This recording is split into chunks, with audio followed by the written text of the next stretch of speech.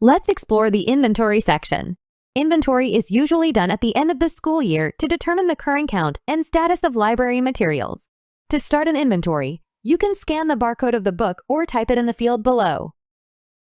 Then, click the Add button. A prompt will appear confirming that the book has been successfully added to the inventory. The book will then appear in the inventory table with its details. The librarian can edit the remarks to indicate if the book is on shelf, missing, or lost. They can also update the book condition to new, good, fair, or poor.